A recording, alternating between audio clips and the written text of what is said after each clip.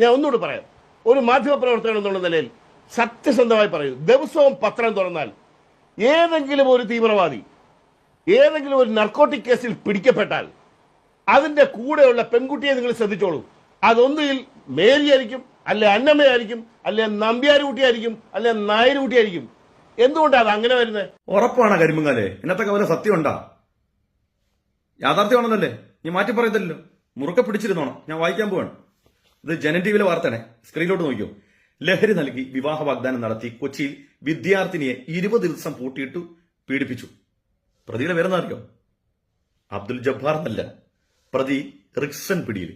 20 ദിവസം ലഹരി കൊടുത്ത് പെൺകുട്ടിയെ വിവാഹം കഴിക്കാന്നൊക്കെ പറഞ്ഞ് അവിടെ കെട്ടിയിട്ട് പീഡിപ്പിച്ചു.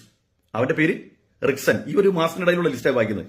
ഈ രണ്ടാമത്തത്, നിങ്ങൾ പറഞ്ഞല്ലോ ഏതൊരു പെൺകുട്ടിയെ പിടിച്ചാലും അതിൽ പ്രതിയായിട്ട് വരുന്ന പുരുഷൻ അവൻ അബ്ദുൽ ജബ്ബാറും മാലിക്കും ഹുസൈനും ഒക്കെ ആയിരിക്കും, പെണ്ണ് നായരായിരിക്കും, നമ്പൂതിരിയായിരിക്കാന്ന് പറഞ്ഞു.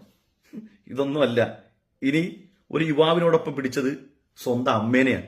എന്തിനാ പിടിച്ചത്? ലഹരി കടത്തിന്. നമുക്ക് വാർത്ത വായിക്കാം, സ്ക്രീനിലോട്ട് നോക്കിയോ. അമ്മയും മകനും കൂടിയാണ് MDMA കടത്തിയതിന് പിടിയിലായത്.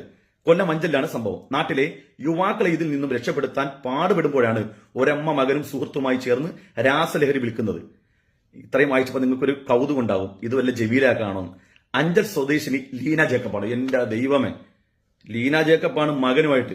ഇവരുടെ മകൻ റോണക് ഷുക്കൂർ അല്ല, റോണക്, അവനെയാണ് പിടിച്ചത്. ഞാൻ ഇതൊക്കെ കൊണ്ടാ പറയുന്നത്, ഈ മദ്യത്തിലും മയക്കുമരുന്നിലും ലഹരിയിലും കൊലയിലും ഒക്കെ ഇതിനകത്ത് മതമല്ല ഇടപെടുന്നത്, വ്യക്തിയാണ്.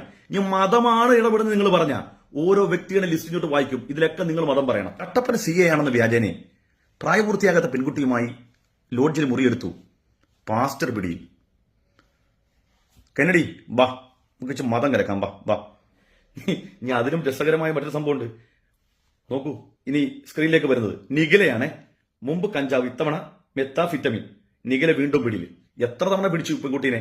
ഇതിനു മുമ്പ് കഞ്ചാവുമായിട്ട് പിടിച്ചു, ഇപ്പം രാസലഹരിയുമായിട്ട് പിടിച്ചു. പ്രതിയുടെ പേര് നിഖില എന്നാണ്, ജബീല എന്നല്ലേ. നിങ്ങൾ മതം കലക്കിക്കോ. ഇനി അടുത്ത് വായിക്കാൻ പോകും. നിങ്ങൾ പറഞ്ഞു ഒരു പെൺകുട്ടിയെ ഇസ്ലാമിലേക്ക് കൊണ്ടുവന്ന് മതം മാറ്റി അവരെ സിറിയയിലേക്ക് വിടുകയാണ്. നമ്മൾ സിറിയയിലേക്കൊന്നും വിടണ്ട. നമ്മുടെ നാട്ടിൽ ഒരു മുസ്ലിം യുവതിയെ ഒരു സഹോദര സമുദായത്തിൽപ്പെട്ടവൻ വിവാഹം കഴിച്ചിട്ട് എന്ത് സംഭവിച്ചു?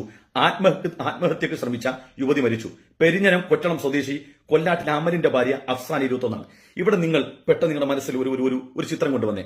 ഈ വിവാഹം നിഖിലിന്റെ സ്ഥാനത്ത്, അമലിന്റെ സ്ഥാനത്ത് ഒരു അബ്ദുൽ ഷുക്കൂറാണ്. ഈ അഫ്സാനയുടെ സ്ഥാനത്ത് ഒരു ശ്രുതിയാണെന്ന് വിചാരിക്കുക. എന്തെല്ലാം പ്രചരണങ്ങൾ ഈ നാട്ടിൽ നടത്തും, എന്തെല്ലാം തരത്തിലുള്ള ചർച്ചകൾ നിങ്ങൾ നടത്തും.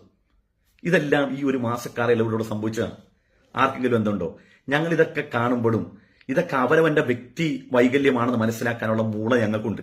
അല്ലാതെ നിന്നെയൊക്കെ പോലെ കണ്ടതെല്ലാത്തിനും മതം കലക്കി ഇത് മതം കൊടുക്കുന്നതാണ്, മതത്തിന്റെ ദർശനമാണ്, ഇവിടെ കഞ്ചാവും മയക്കുമരുന്നൊക്കെ കൊടുത്ത് ആളുകളെ മതം മാറ്റാണ്. എടാ, അങ്ങനെ പാൽപ്പൊടിയും പഞ്ചസാരയൊക്കെ കൊടുത്ത് മതം മാറ്റിയവരെ വെള്ളാപ്പള്ളി പറയും. ഞാനതൊന്നും പറയുന്നില്ല. അതുകൊണ്ട് കരിമ്പുങ്കാലെ വയറ്റിൽ നിന്ന് നന്നായിട്ട് പോകുന്നുണ്ടെന്ന് നോക്കുക. അതിന്റെ എന്തൊക്കെ അസ്കിതയുണ്ട്. 2 ചെറുപഴം കഴിയും, അപ്പൊ എല്ലാം ശരിയാവും.